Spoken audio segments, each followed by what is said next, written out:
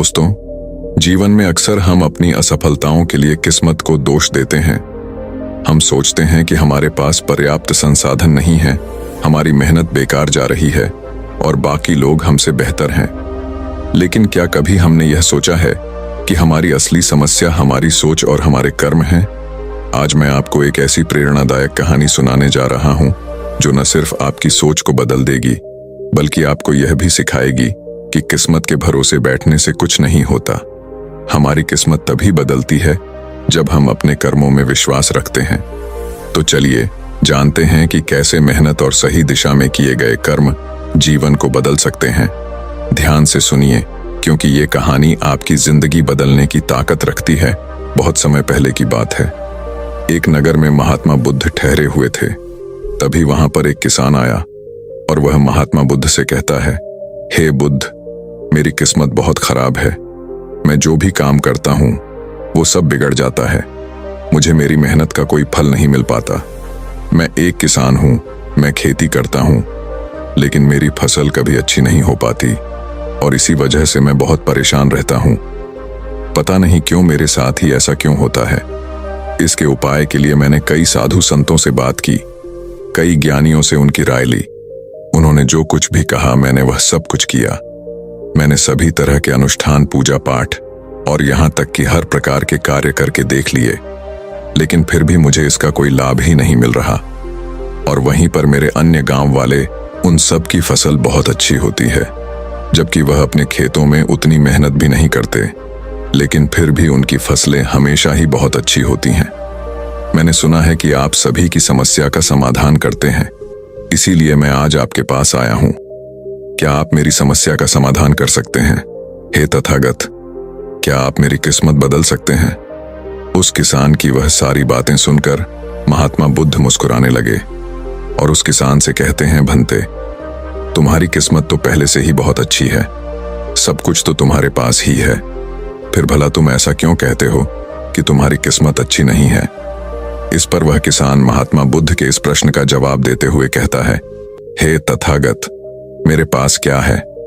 मेरी किस्मत इतनी खराब है कि जिस भी काम में मैं हाथ लगाता हूं वह सारे कार्य बिगड़ जाते हैं। मैं चाहकर भी अपने खेतों में अच्छी फसल नहीं उगा पाता, जबकि वहीं पर मेरे गांव के अन्य लोग अच्छी फसलें उगा लेते हैं और वे लोग मेरी जितनी मेहनत तक नहीं करते। तो ऐसे में भला मेरी किस्मत कैसे अच्छी है? इस पर महात्मा बुद्ध मुस्कुराते हुए उस किसान से कहते हैं, भंते, तुम्हारे पास एक स्वस्थ शरीर है, तुम्हारे सभी अंग अच्छी तरह से काम करते हैं, तुम्हारा मस्तिष्क भी अच्छी तरह से काम करता है और तुम्हारे पास अच्छी खासी जमीन भी है। भला तुम्हारे पास किस चीज की कमी है? अगर ऐसे देखा जाए तो तुम्हारी किस्मत तो बहुत अच्छी है। इस पर वो किसान महात्मा बुद्ध से कहता है, हे तथागत, मेरी समस्या यह नहीं है। मेरी समस्या तो यह है कि जिन भी कार्यों में मैं हाथ डालता हूं वह कार्य बिगड़ क्यों जाते हैं।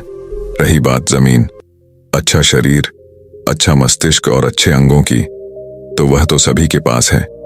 मेरे सभी गांव वालों के पास भी है और उनके पास अच्छी जमीन भी है और तो और उनके पास अच्छी फसल भी है। इसी कारण वे लोग हमेशा सुखी रहते हैं। लेकिन मेरे खेतों में तो अच्छी फसल हो ही नहीं पाती। हर वर्ष मुझे एक भारी नुकसान झेलना पड़ता है। क्या आप मुझे कोई इसका उपाय बता सकते हैं?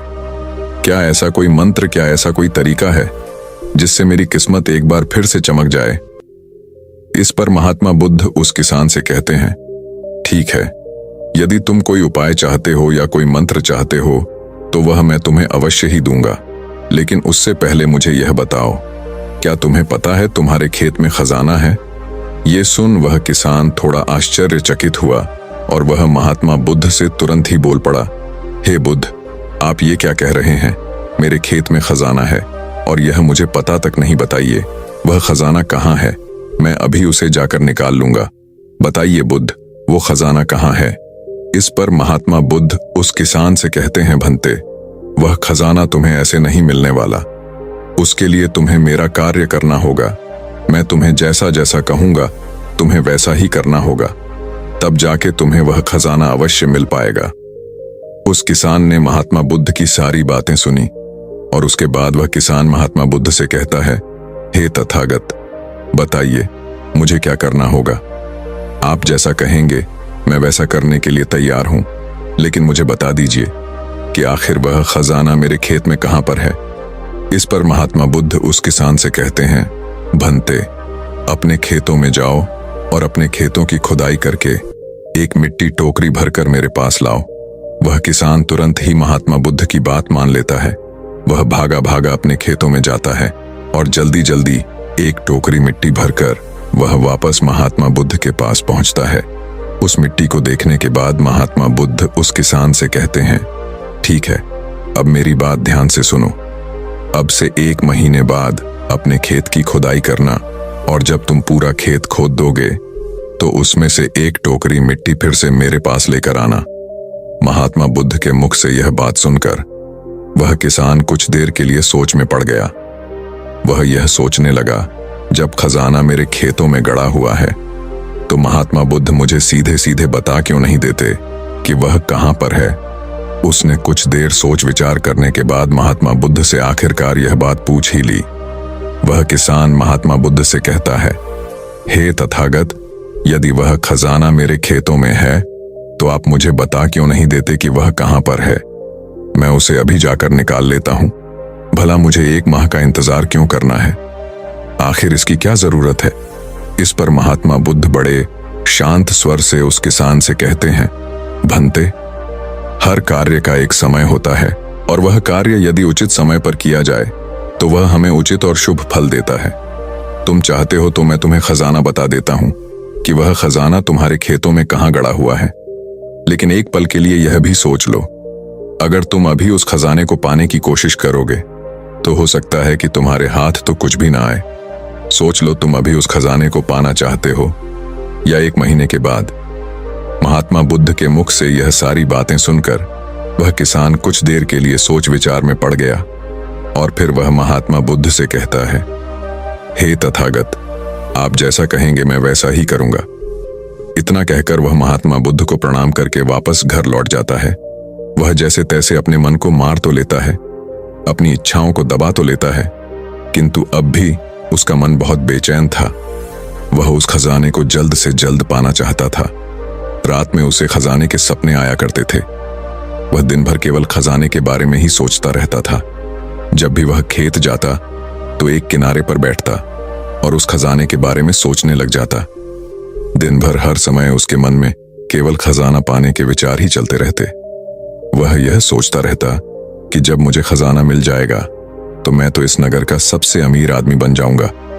मेरे पास सारे ऐशो आराम होंगे और मैं अपना जीवन आनंदमय बिताऊंगा। मुझे किसी चीज की कोई कमी नहीं होगी। देखते ही देखते ऐसे ही करीब 1 माह बीत गए और वह अपने खेतों में गया और उसने अपने खेतों में से एक टोकरी मिट्टी खोदी।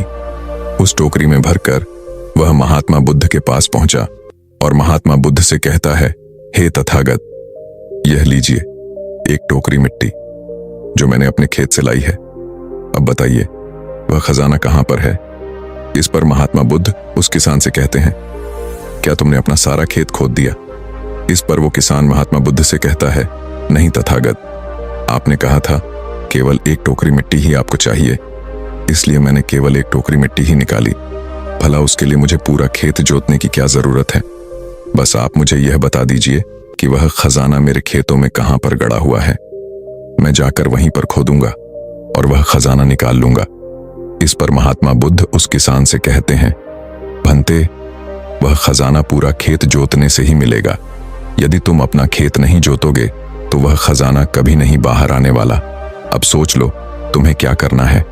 इस पर वह किसान एक बार फिर कुछ देर के लिए सोच विचार में पड़ जाता है और वह यह तय करता है कि वह जाकर अपने खेत को जोतेगा। इसलिए वह महात्मा बुद्ध को प्रणाम करके वापस घर लौट जाता है और अगले ही दिन वह अपना सारा खेत जोतकर एक बार फिर से एक टोकरी मिट्टी भरकर महात्मा बुद्ध के समक्ष पहुंच जाता है। तभी महात्मा बुद्ध उस किसान से कहते हैं, भंते, अभी तुम्हारा खेत ठीक से नहीं जोता गया है। जाकर एक बार फिर कोशिश करो, एक बार फिर अपने खेतों में हल चलाओ। इस पर वह किसान महात्मा बुद्ध से कहता है, हे तथागत, मेरे पास हल नहीं है, बल्कि मैं खुद से ही हल की जगह पर खेत जोतता हूं। इस पर महात्मा बुद्ध उस किसान से कहते हैं, कोई बात नहीं भंते, एक बार फिर परिश्रम करो और इस परिश्रम का फल तुम्हें अवश्य मिलेगा। वह किसान महात्मा बुद्ध की बात मान लेता है और वह एक बार फिर से अपने खेतों में मेहनत करता है। वह एक बार फिर से हल चलाता है और एक टोकरी मिट्टी लेकर वह महात्मा बुद्ध के समक्ष फिर से उपस्थित हो जाता है। मिट्टी देखकर महात्मा बुद्ध उस किसान से कहते हैं, हाँ अब ठीक है, किंतु अब तुम्हें मेरा दूसरा कार्य करना होगा। इतना कहकर महात्मा बुद्ध उस किसान से कहते हैं, जाओ और अपने खेतों में उन फसलों की बीज डालो जिन फसलों को तुम उगाना चाहते हो।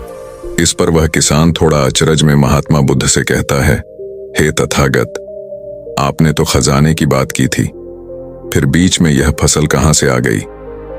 इस पर महात्मा बुद्ध उस किसान से कहते हैं, भंते, अगर तुम्हें खजाना चाहिए तो तुम्हें मिट्टी में बीज तो डालने ही होंगे। इस पर वह किसान महात्मा बुद्ध से कहता है, हे तथागत, आप जैसा कहेंगे मैं वैसा करने के लिए तैयार हूं, किंतु यदि मैं अभी बीज लेने जाऊंगा तो वो मुझे महंगे पड़ेंगे और अभी मेरे पास इतना धन भी नहीं है। यदि मैं कुछ समय बाद उसे लेने जाऊंगा तब वह मुझे सस्ते मिल सकते हैं।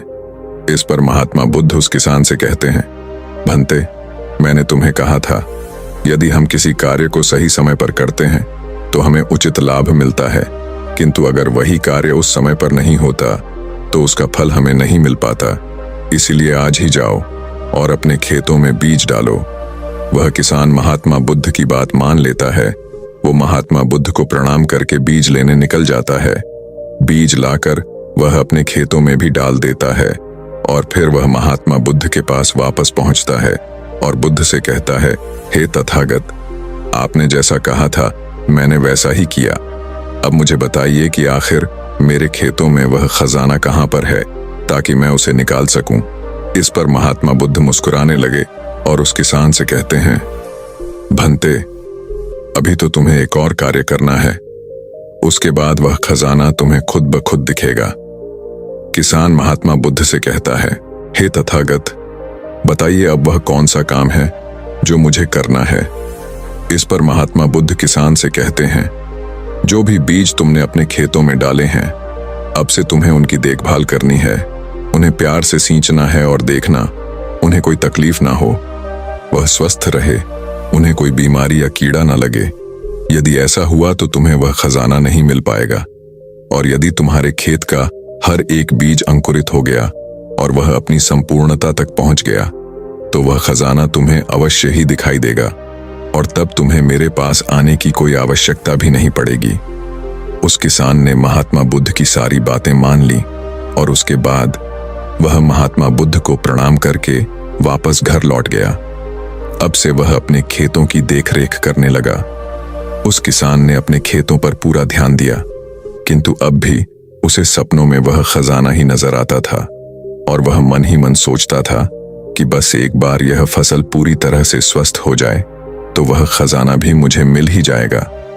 इसी सोच के साथ वह उन फसलों की देखरेख में दिन रात लगा रहता। उसने अपनी फसलों पर किसी प्रकार की कोई विपदा नहीं आने दी और देखते देखते वह दिन भी आ गया जब उसकी फसल उसके खेतों में लहलहा रही थी। तभी उसे महात्मा बुद्ध की बात याद आई। महात्मा बुद्ध ने कहा था कि जब तुम्हारी फसलें तैयार हो जाएंगी तो तुम्हें तुम्हारा खजाना भी मिल जाएगा। ये बात याद आते ही उस किसान की आंखों में आंसू आ गए। जो खजाना उसके खेतों की जमीन में हुआ था वह बाहर आ चुका था। उसके जैसी फसल उसके गांव में किसी की नहीं हुई थी। उसकी फसल से उसके सभी कर्ज भी पूरे होने वाले ही थे और सभी गांव वाले उसकी मेहनत को देखकर बहुत खुश थे और उस किसान की तारीफ कर रहे थे। लेकिन तभी उस किसान को महात्मा बुद्ध की याद आई और वह खुद को महात्मा बुद्ध के समक्ष पहुंचने से रोक न पाया। वह तुरंत ही महात्मा बुद्ध के चरणों में जा गिरा और उनसे कहने लगा, हे तथागत, आपने जो खजाना मुझे बताया था वो मुझे मिल गया है, लेकिन मुझे यह बात नहीं पता चल रही कि वह खजाना मुझे पहले क्यों नहीं मिला। इस पर महात्मा बुद्ध उस किसान से कहते हैं, भंते, हमेशा किस्मत को दोष देना सही नहीं होता। पहले तुम अपनी किस्मत को सही करने में लगे हुए थे, लेकिन तुम यह भूल रहे थे कि तुम्हारी किस्मत तो पहले से सही थी। तुम सही काम नहीं कर पा रहे थे। तुम चाहते थे कि तुम्हारे कर्म किए बिना ही तुम्हारी फसल सबसे उत्तम हो, लेकिन उसी वक्त मैंने तुम्हें खजाने का लालच दिया और खजाने के लालच में ही सही लेकिन जब तुमने सही समय पर सही काम किया तो तुम्हें सही फल भी मिला। और जो तुम्हारे पास सबसे उत्तम चीज है, जो तुम्हारे पास असली खजाना है, वह तुम्हारा शरीर ही है। इस शरीर के माध्यम से हम इस दुनिया में जो चाहे वह पा सकते हैं, लेकिन यहाँ पर तो हर कोई अपनी किस्मत का रोना रोने में लगा हुआ है। यहाँ तक कि उन्हें अपने कर्मों में विश्वास ही नहीं है। तो ऐसे लोग भला अपने लक्ष्य तक कैसे पहुंच सकते हैं? इस पर वह किसान महात्मा बुद्ध से प्रश्न करते हुए कहता है, हे तथागत, तो क्या किस्मत जैसी कोई चीज नहीं होती?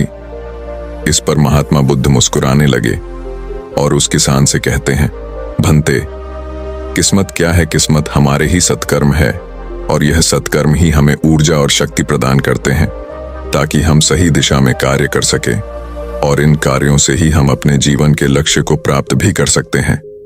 महात्मा बुद्ध के मुख से यह उपदेश सुनकर वह किसान महात्मा बुद्ध के चरणों में जा गिरा और उनसे कहने लगा, हे तथागत, मुझे आज पता चल गया है कि मेरी किस्मत खराब नहीं थी, मेरे तो कर्म ही खराब थे, किंतु मैं आज आपको वचन देता हूं कि आज से मैं अपनी किस्मत को कभी खराब नहीं कहूंगा, अपने कर्मों को सुधारूंगा और सभी कार्य सही समय पर करूंगा। इतना कहकर वह किसान महात्मा बुद्ध को प्रणाम करके वापस घर लौट गया। दोस्तों, हम में से अधिकांश लोग यही करते हैं।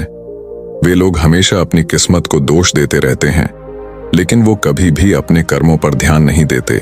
वो यह नहीं सोचते कि क्या उन्होंने अपने लक्ष्य को पाने के लिए जो कर्म करने चाहिए थे वो कर्म किए हैं या नहीं, कहीं उसमें कोई कमी तो नहीं रह गई, और अगर उसमें कोई कमी थी तो क्या उस कमी को दूर करके क्या उस लक्ष्य को प्राप्त किया जा सकता था।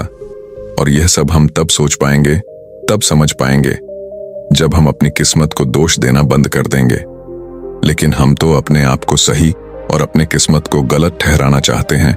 हम किसी ऐसे को चाहते हैं जो हमारी गलतियों का ठेका ले ले, और इसीलिए हम अपनी किस्मत को हमेशा दोष देते रहते हैं ताकि हमें कभी किसी के सवालों का कोई जवाब ही ना देना पड़े। और इस तरह से हम उस समस्या से भी निकल जाते हैं, और हम कभी पीछे पलटकर यह नहीं देखते कि क्या हमने उस लक्ष्य को पाने के लिए हर मुमकिन कोशिश की थी या नहीं। हमसे कहीं पर कोई गलती तो नहीं हुई थी, क्योंकि हमें तो लगता है कि यह सब तो किस्मत का खेल है, और भला किस्मत से कौन जीत सकता है। आपने अपने आसपास भी ऐसे कई लोगों को देखा होगा जो लोग अपने लक्ष्य को प्राप्त ना कर पाने पर रोते हैं, चिल्लाते हैं, और जब उनसे कोई उनकी असफलता का कारण पूछता है तो वह यही कहते हैं कि वह तो मेरी किस्मत में था ही नहीं। लेकिन यहाँ पर आप एक वास्तविकता भूल रहे हैं। इस दुनिया में ऐसे कई सारे लोग हैं जो अपने कर्म पर ध्यान देते हैं। वह अपने कर्म को कभी नहीं छोड़ते, भले ही वह अपने लक्ष्य को पहुंच पाने में असफल हो जाए, लेकिन फिर भी वह अपने कर्म पर विश्वास रखते हैं। और जो लोग अपने कर्म पर विश्वास रखते हैं वह लोग कभी यह नहीं कहते कि उनकी तो किस्मत ही खराब थी, बल्कि वह दोबारा फिर से एक बार पूरी शक्ति से उस लक्ष्य को पाने की कोशिश करते हैं। और यह कोशिश वह तब तक करते रहते हैं जब तक कि उन्हें उनका लक्ष्य मिल नहीं जाता।